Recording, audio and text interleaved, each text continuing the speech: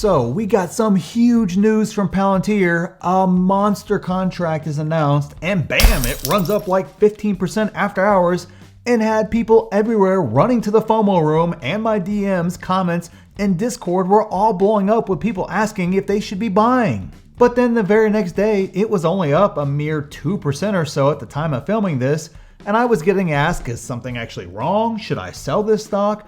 Is Wall Street just screwing with us? Well, like always, there is more to it all, and of course the media will twist it their way, and the bulls will exaggerate it to the upside, and the bears inevitably are going to exaggerate it to the downside as well. But don't worry, I'll explain it all with no hype, just the truth. So make sure you like the video and subscribe to this channel if you like the truth without the hype. And just a few discount spots remain for the Market Insiders private group, where I have posted 68 buys now over 19 stocks.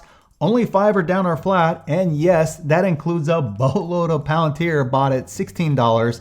And just a couple of months ago, I added even more at $21 per share. And we did a couple of swing trades this year that both 2x and 3x respectively. So if you want those alerts plus 4 free courses, live weekly Q&As, exclusive videos, and a ton more, check out the pinned comment. But I know some of you guys aren't interested in that, but still check out my website, as I have a completely free download there for you. My quick reference to stock investing checklist to help you out, and it's yours completely free. Okay, so let's cover the Facebook outage first really quick here, as it ties into the major points I want to make with Palantir. As many in our group pointed out to me, there is way more to this story than we are being told. Now, I'm not going to go into details, as I'm not a tech guy and I would just screw it all up, as I can barely use my iPhone. I don't work in that field like the guys and gals who do this for a living for very large companies like Facebook. But the bottom line with everything they told me, the story is not right, missing many pieces, and just does not line up with what happened. And for now, Facebook is controlling the narrative and not being very forthcoming, which pretty much lines up perfectly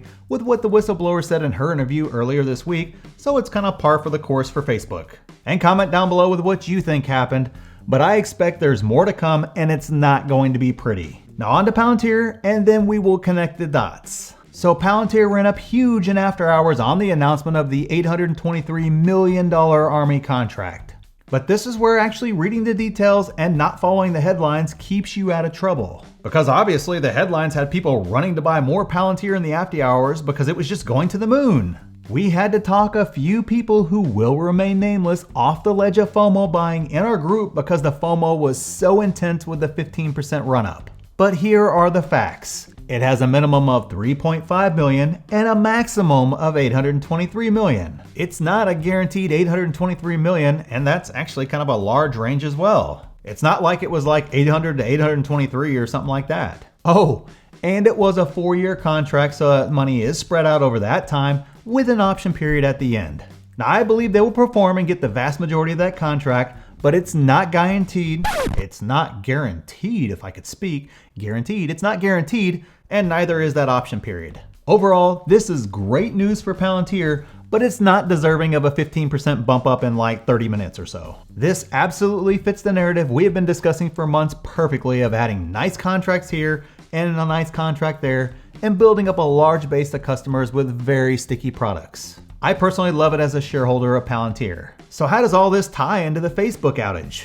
Well, simply because they both perfectly illustrate the extremes that you will see in a stock at any given time, which always causes many people to chase the news and then ride the emotional roller coaster. One day you think the stock is going to the moon and you're feeling FOMO like crazy, like with Palantir earlier this week. And bam! Then it gets hit with bad news like Facebook did, and you're panic selling, or at least thinking about panic selling. You have to stop chasing and buy according to your plan.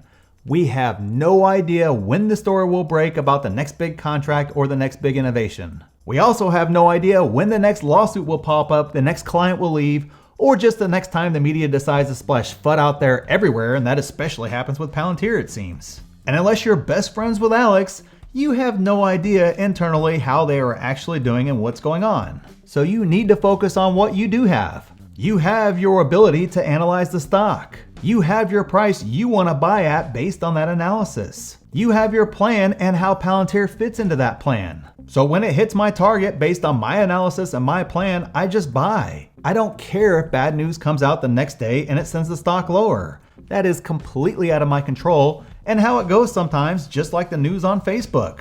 Seriously, who had that on their radar? The answer is nobody, but it sent the stock down 5% almost immediately, and as more comes out, I actually think it might get a lot uglier for them.